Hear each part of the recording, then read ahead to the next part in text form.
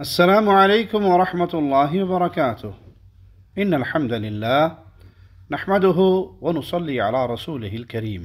أما بعد، سيدة حفصة رضي الله تعالى عنها سے روایت ہے أن رسول الله صلى الله عليه وسلم قال: من لم يبيت الصيام قبل الفجر فلا صيام له، کہ اللہ کے نبی صلی اللہ علیہ وسلم نے فرمایا، جس نے فجر ہونے سے پہلے روزے کی نیت نہ کی اس کا روزہ نہیں ہوگا۔ اس حدیث سے واضح ہوتا ہے کہ روزے کی نیت کرنے کا وقت کیا ہے، روزہ نفل ہو یا فرض، اس کی نیت کب کی جائے گی۔ اس حدیث کو مومنوں کی ماں حفصہ بنت عمر رضی اللہ عنہما نے روایت کیا، اور اس میں فرض روزے کی نیت کا وقت بتایا گیا۔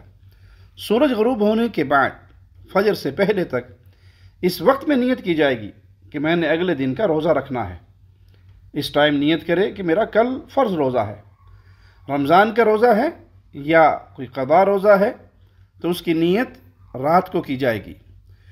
اور یہ بھی یاد رکھا جائے کہ نیت کا مقام دل ہوتا ہے۔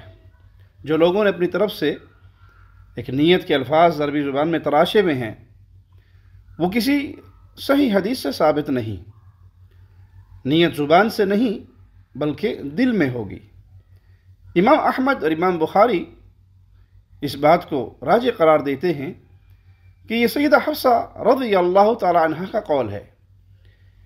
یہ ان کا فہم تھا، یہ ان کا علم تھا، اور اہل علم نے اس کا اعتبار کیا۔ فجر سے پہلے تک نیت کا وقت ہے۔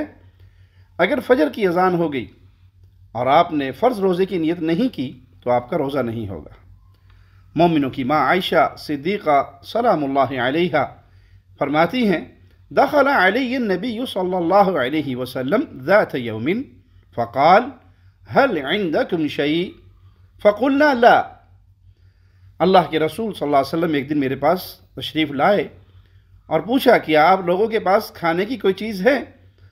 تو ہم نے کہا نہیں۔ قال فإنی اذن صائم، تو آپ صلی اللہ علیہ وسلم نے فرمایا تو پھر میں روزے سے ہوں۔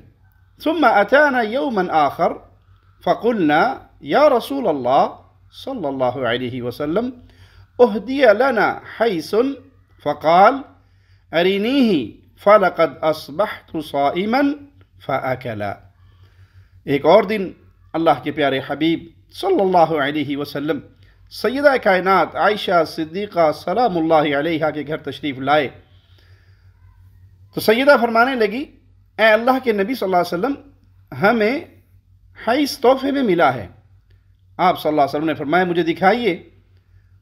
سیدہ نے وہ پیش کی تو آپ صلی اللہ علیہ وسلم نے فرمایا کہ میں روزے کی حالت میں نے صبح کی، لیکن آپ نے اس تحفے کے کھانے کو کھا لیا۔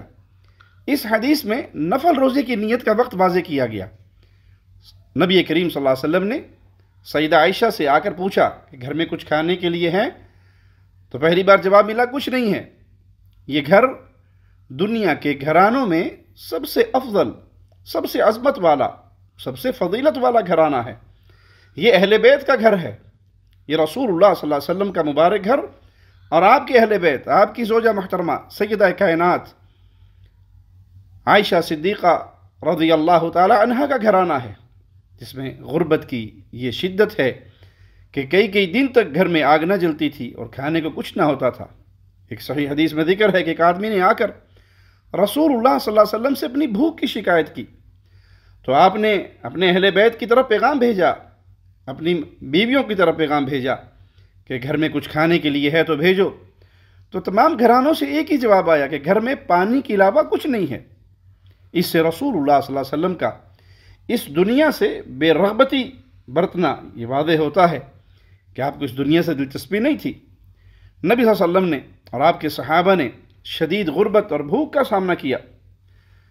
پیارے نبی صلی اللہ علیہ وسلم کی مبارک فرامین کو حفظ کرنے والی عظیم ہستی ابو ہریرہ رضی اللہ عنہ وارضاہ فرماتے ہیں کہ بھوک کی شدت سے میں بے ہوش ہو کر گر جاتا، بعض لوگ میرے اوپر سے گزر جاتے اور مجھے دیوانہ گمان کرتے، لیکن میرا یہ حال بھوک کی شدت سے ہوتا تھا۔ ابو ہریرہ رضی اللہ عنہ اللہ کے نبی صلی اللہ علیہ وسلم کے فرامین کو یاد کرنے کے شوق میں آپ کے دروازے پر رہتے، آپ کی مجلس میں رہتے، آپ کے در پہ رہتے۔ دنیا کمانے کے لیے باہر نہ نکلتے، اور جب بھوک کی شدت ہوتی تو آپ کی یہ کیفیت ہوتی۔ رسول اللہ صلی اللہ علیہ وسلم ایک دفعہ اپنے گھر سے نکلے، آپ صلی اللہ علیہ وسلم کی ملاقات دھرتی پر انبیاء کی جماعت کے بعد افضل ترین ہستیاں ابو بکر و عمر رضی اللہ عنہما سے ہوئی۔ آپ نے پوچھا اس وقت کس چیز نے تمہیں گھر سے نکالا؟ تو دونوں نے جواب میں کہا بھوک کی شدت سے۔ تو رسول اللہ صلی اللہ علیہ وسلم فداہ ابی و امی فرمانے لگے اللہ کی قسم میں بھی بھوک کی شدت سے نکلا ہوں۔ پیارے بھائی، اگر اللہ نے آپ کو کسی نعمت سے نوازا ہے تو آپ پر واجب ہے کہ اس نعمت کا شکر ادا کیجئے اور اس نعمت کو اللہ کی عبادت میں استعمال کیجئے۔ اللہ نے بندوں کو اپنی عبادت کے لیے پیدا کیا، اور اللہ کا شکر ادا کرنا یہ بھی عبادت ہے۔